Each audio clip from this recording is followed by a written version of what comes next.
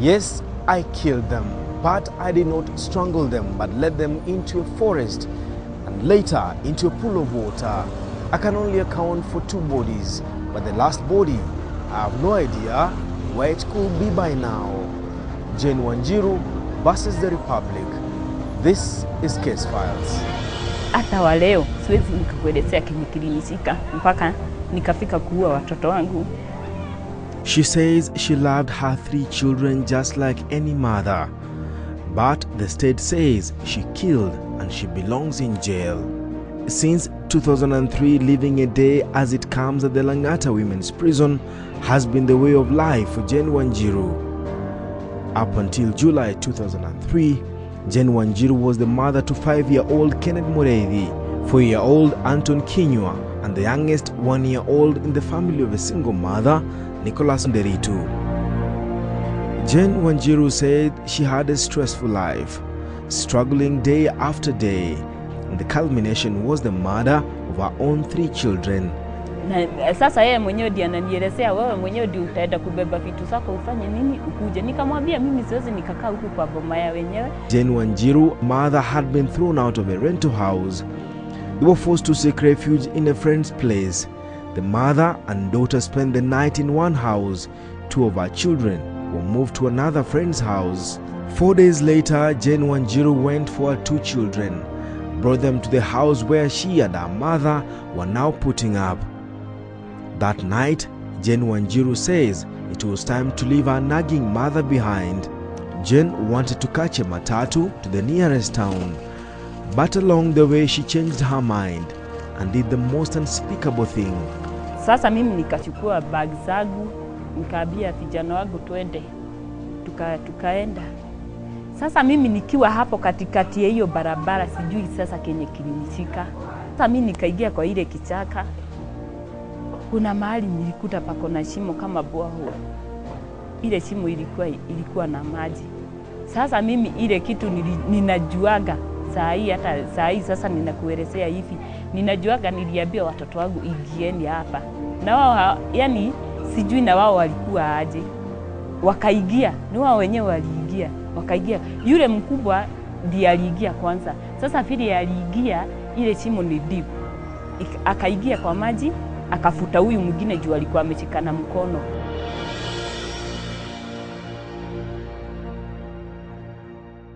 Jane claims she does not remember what followed inside Nyeri Forest, somewhere in Nyeri Central County. Wakati nilitoka hapo nilienda kwa broad na nikaenda nikaingia ndani ya nyumba na nikakaa. Yaani hakuna kitu hata ninasikia akili yangu inafanya, imenyamaza tu. By this time it was not clear where the youngest son, 1-year-old Nicholas, was.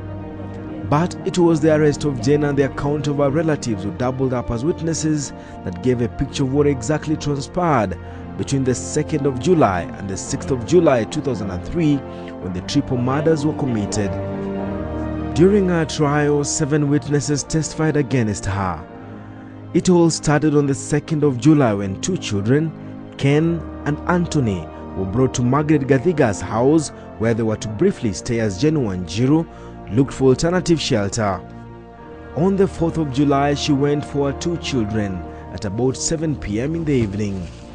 She told Margaret that she had found a home for her children. 2 hours later, she showed up at her new home, not in the company of her 2 children, but one, the second-born Anton Kinyua. She spent the night and left the following day with her firstborn child, 5-year-old Kenneth Kinyua. On the material day, local police officers got wind of a killing. The body of a 5-year-old was found. The boy had been thrown into a well. Jane Wanjiru was arrested.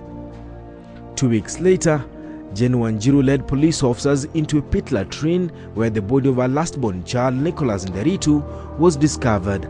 Alikuwa ametoboka ubongo hapa na alikuwa hana sehemu yake ya siri. Sasa hata wakati ule nilishikwa, ilikuwa ni mambo magumu sana kwa sababu hata nilikuwa nimeusia watoto wangu kwa depo. Kwa sababu yule mtoto alikuwa hana sehemu zake za siri.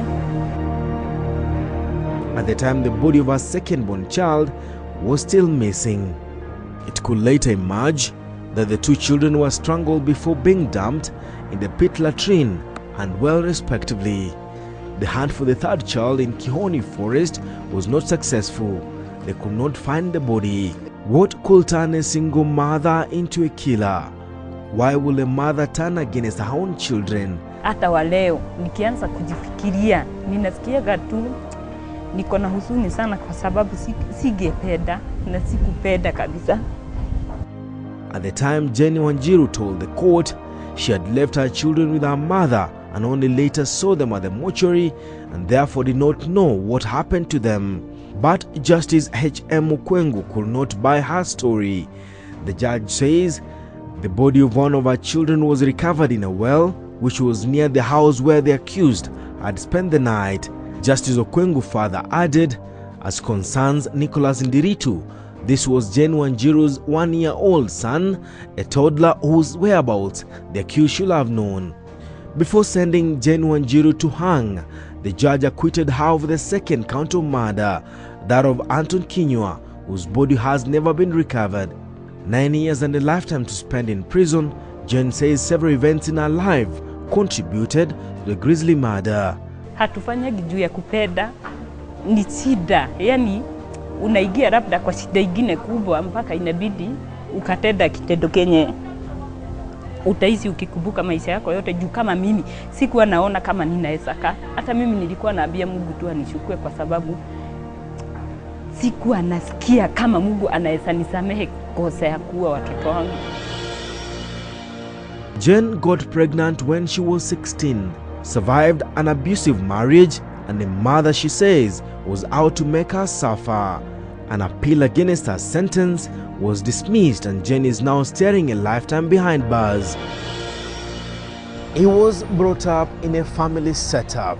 He was given all the son could receive from the parents. Why did he turn into a criminal? Onsarigo for Case Files.